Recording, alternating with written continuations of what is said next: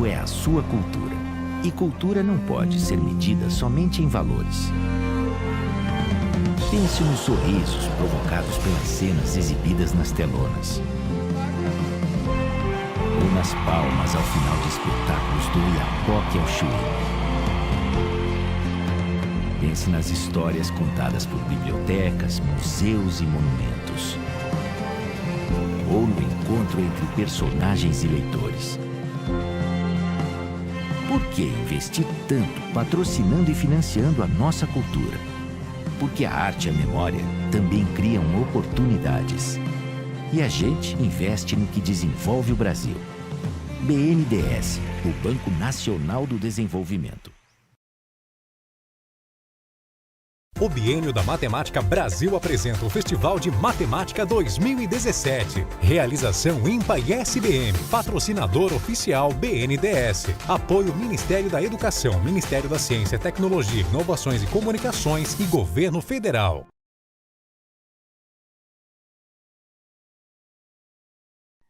Boa tarde, obrigada pela presença de todos. O Festival da Matemática tem a honra de receber a Tabata Amaral para falar como a educação, a arma mais poderosa do mundo.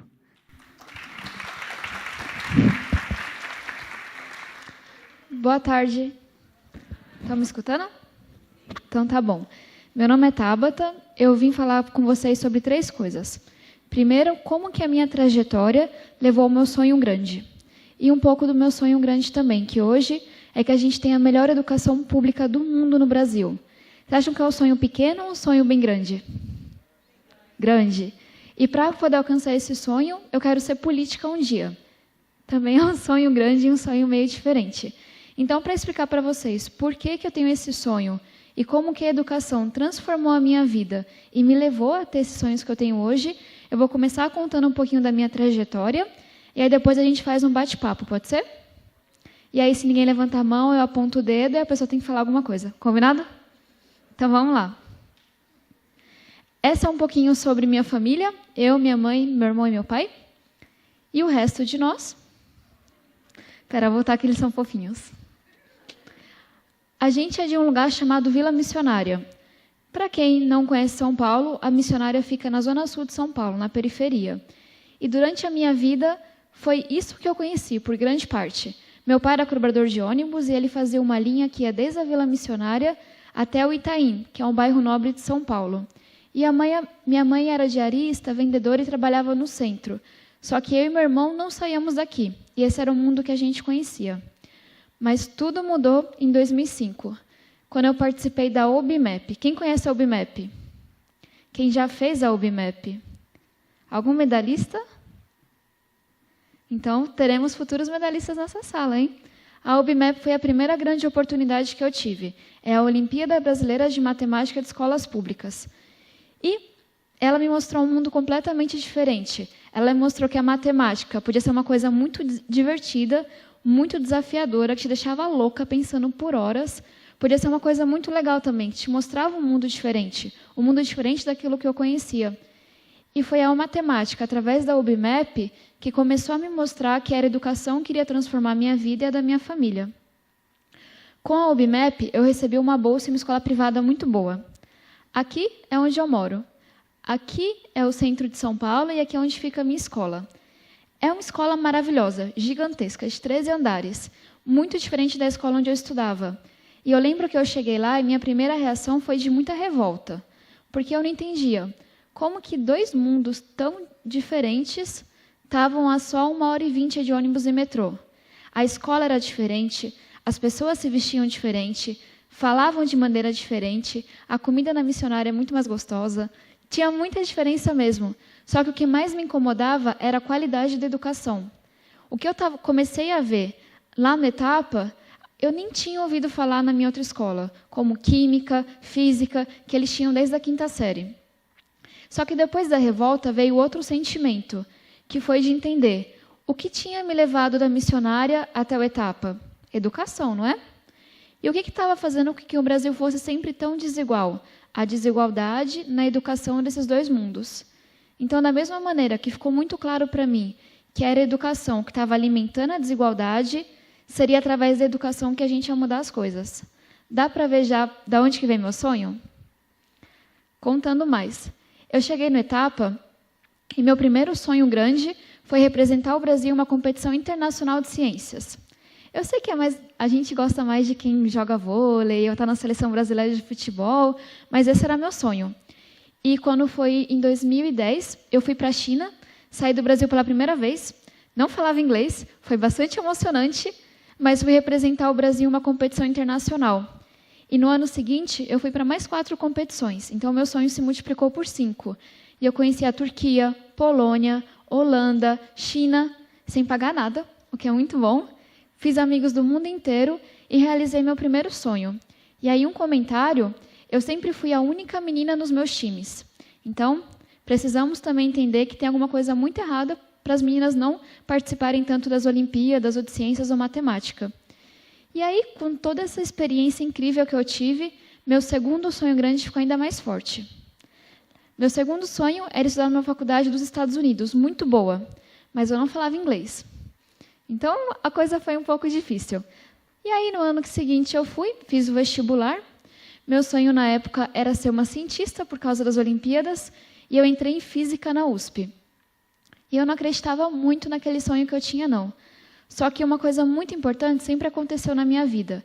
Eu sempre tive muitas pessoas que acreditavam em mim, que falavam, não, você vai conseguir. Quando eu ganhei uma bolsa no Etapa, eu não sabia nada de química. Passei na prova raspando, só Jesus sabe como. E chegou um professor para mim e falou, olha, eu vou te colocar na turma olímpica de química, porque eu acho que você vai se dar bem e você vai gostar. Meio doido, né? Porque eu quase não passei na prova do colégio. E aí, nos anos seguintes, um professor chegou para mim e falou, olha, você já almoçou hoje? Eu falei, não sei o que lá, estou ocupada, porque eu não tinha levado dinheiro aquele dia. Ele falou, Tom, R$10, vai lá e almoça. Quando eu estava no segundo ano do ensino médio, meu pai tinha alguns vícios. E ele foi ficando cada vez mais doente. Ele não conseguia mais pagar meu transporte, alimentação. Minha escola me colocou num hotel. Eu morei em um hotel por 2 anos, que era do lado da escola.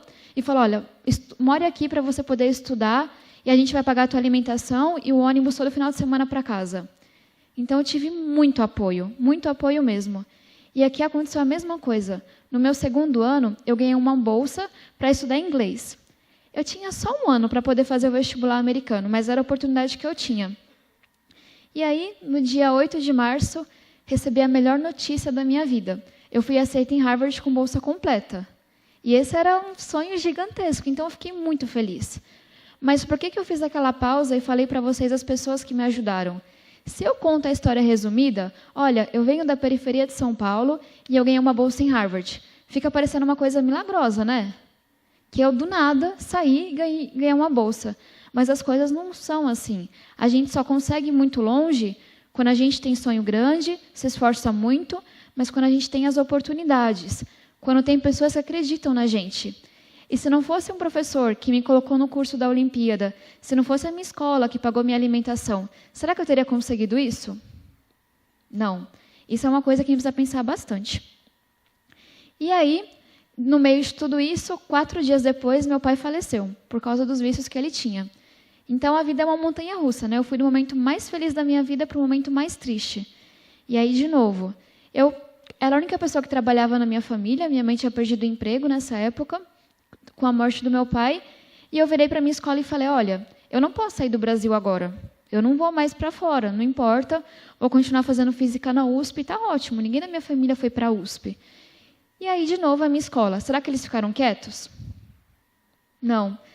Toma passagem, tiraram meu visto de emergência, até hoje não sei como fizeram isso, e me falaram, vai lá visitar as universidades. Eu fui aceita em 6 universidades com bolsa, Caltech, UPenn, Princeton, Yale e por aí vai. E eu fui lá conhecer essas universidades. E era um mundo tão bonito. Só para vocês terem ideia, quem aqui está na faculdade? Algumas pessoas. Eu estava fazendo física na USP. Eu tinha um professor, que eu não vou dizer o nome, que ele entrava, não dava bom dia, enchia a lousa de fórmula, que era igualzinho ao livro, e saía.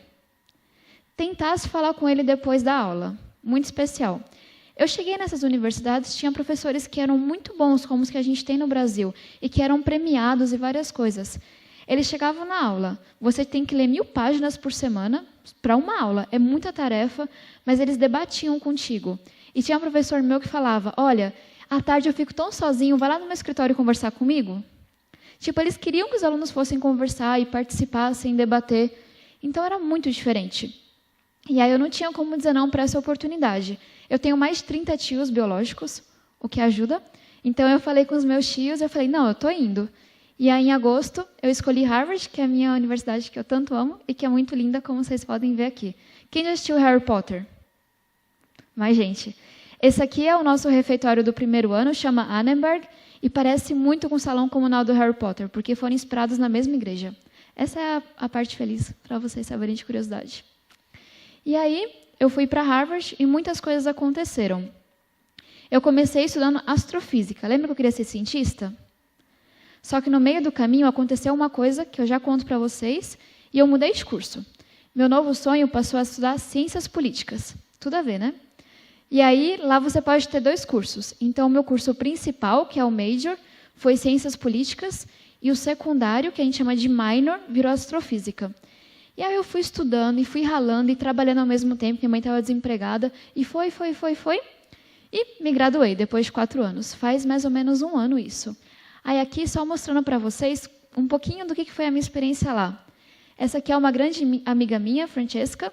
A gente se graduou com honra, que é quando você faz algumas aulas a mais e vai bem nas matérias. Essas são as meninas que moravam comigo. Ela é da Índia, Chile, Paquistão, Coreia do Sul, Itália e eu. Ou seja, eu estudava com pessoas do mundo inteiro. Essa daqui é a minha professora, que foi a minha orientadora, e eu admiro muito ela. Sabe por quê?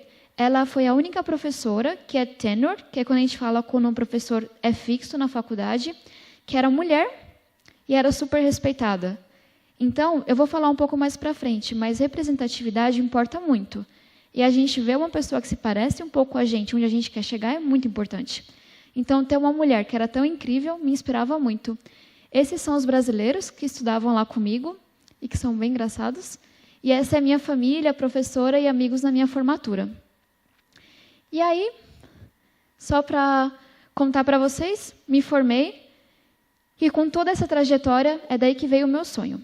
Para vocês entenderem, eu cheguei na faculdade com a minha história na cabeça, com todas as oportunidades que eu tive e como que elas me transformaram. Cheguei lá também com a história do meu pai, que é do Rio, foi criado em São Gonçalo e teve 0 oportunidades na vida. E faleceu tão novo por causa de vícios. E aí, uma terceira história ficou na minha cabeça.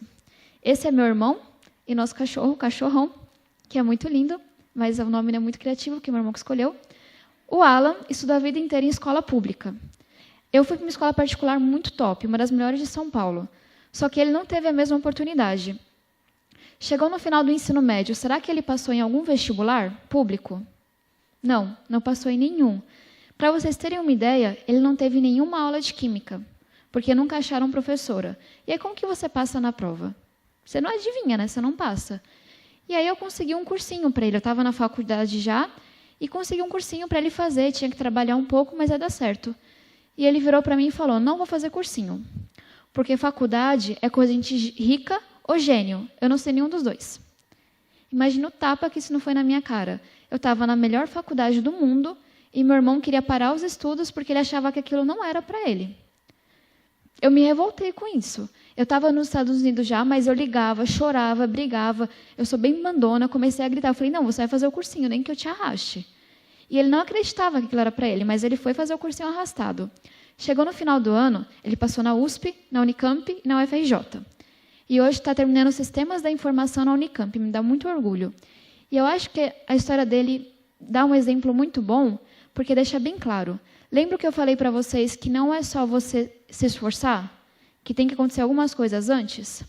Primeiro, ele teve a oportunidade? Não teve uma oportunidade como as que eu tive. Quando ele teve a oportunidade, tirando eu, alguém estava dizendo para ele que ele podia, que ele conseguia, que ele merecia? Ele olhava para o lado, nossos colegas estavam...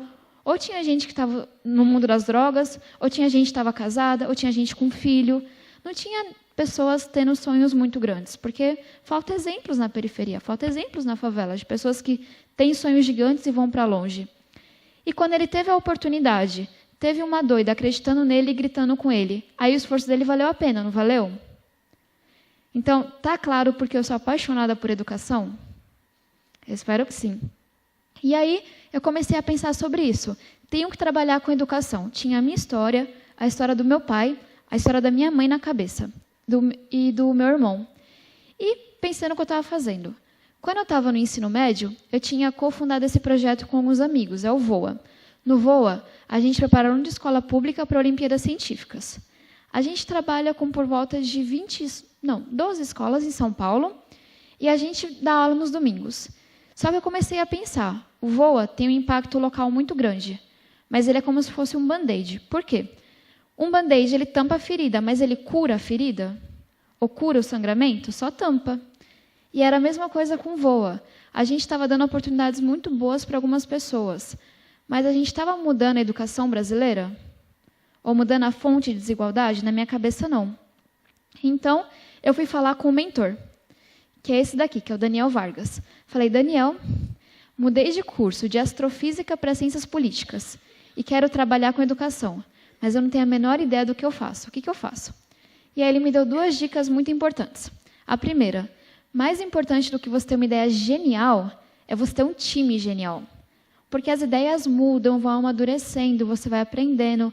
Agora, se seu time for forte e não desistir e aguentar contigo as coisas mais chatas, vocês vão dar certo. Aí eu pensei, beleza, ideia eu não tenho, mas eu tenho 2 amigos sensacionais. E aí eu falei com a Lígia e com o Renan, que são meus melhores amigos, e falei, vamos lá, crianças, vamos fazer um projeto de educação. A gente não sabe o que é ainda, mas a gente quer fazer alguma coisa. E foi assim que surgiu o VOA.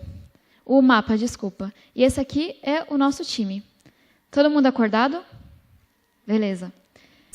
Eu queria mostrar alguns dados sobre o Brasil.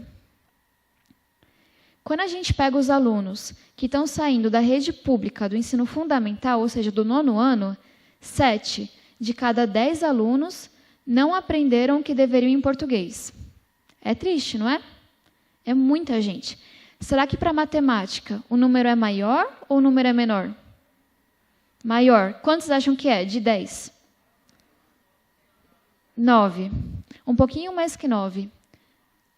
9 de cada 10 alunos que saem do ensino fundamental da rede pública não sabem o que deveriam. Será que isso explica ou não muita coisa no Brasil? Eu acho que explica bastante coisa. Eu venho de um bairro chamado Vila Missionária, periferia da Zona Sul de São Paulo. Meus pais, para que eu e meu irmão pudéssemos só estudar, trabalhavam no centro da cidade. Minha mãe como vendedora e diarista, e meu pai como cobrador de ônibus. No entanto, essa era a única realidade que eu e meu irmão conhecíamos. Isso mudou com a OBMEP, a Olimpíada Brasileira de Matemática de Escolas Públicas, e com ela, uma bolsa em uma escola privada, no centro de São Paulo. Eu comecei a viver em 2 realidades completamente diferentes, que estavam apenas a 1h30 de ônibus e metrô.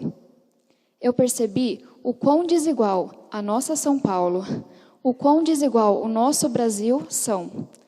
E eu percebi que essa desigualdade ia muito além da renda, e não estava apenas na qualidade e no acesso a serviços, como saúde, segurança e educação. No meu bairro, o mundo parecia ser um pouco menor, e a faculdade era muitas vezes um sonho muito distante. Na escola onde eu fui bolsista, o mundo era cheio de possibilidades, e se sonhava em ser médico, cientista e advogado. Descobrir que o sonho e o tamanho do sonho tem CEP, gênero e raça no Brasil me encheu de tristeza. No entanto, eu fiz uma descoberta muito mais importante, que há sim um caminho para a igualdade de oportunidades, e que esse caminho é o da educação. Quando eu descobri a importância da educação e eu descobri que eu podia sim sonhar, eu comecei a sonhar muito grande. O meu primeiro sonho foi o de representar o meu país em uma competição internacional de ciências.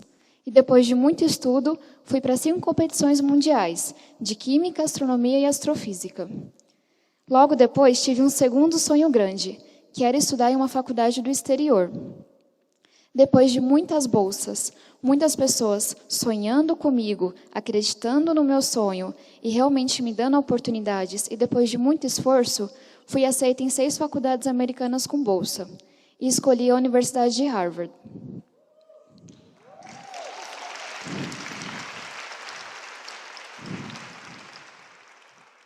Chegando na faculdade, eu olhei para a minha trajetória e olhei para a trajetória da minha família. Eu perdi o meu pai para as drogas e para o álcool poucos dias depois que eu fui aceita em Harvard. Ele era uma pessoa extremamente inteligente e muito esforçada. No entanto, não teve nenhuma oportunidade em sua vida e não chegou a completar o ensino fundamental. Já o meu irmão terminou o ensino médio em uma escola estadual de São Paulo, sem nunca ter tido uma aula de química e sem sonhar com uma faculdade. E só aceitou fazer cursinho depois de muito convencimento. E foi assim, com oportunidade, com um sonho e com muito esforço, que ele entrou na Unicamp e se forma ano que vem em Sistemas da Informação. Tudo isso me mostrou que a minha missão estava na educação. E eu troquei de curso, de astrofísica para ciências políticas. E foi estudando educação que eu me deparei com dados como esse. Quando a gente olha os alunos que estão terminando o ensino fundamental nas escolas públicas, 7 de cada 10 não aprenderam o que deveriam em português. E a situação é ainda pior em matemática. 9 de cada 10 alunos que estão se graduando do ensino fundamental da rede pública não aprenderam o que deveriam de matemática. 9 de cada 10.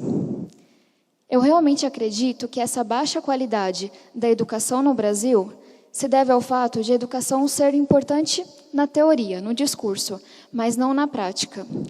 Vemos uma população que vai às ruas pedindo escolas padrão FIFA. Vemos também um governo que se dizia ser uma pátria educadora. No entanto, as decisões desses mesmos eleitores e desse mesmo governo deixam muito claro que a educação está muito longe de ser uma prioridade.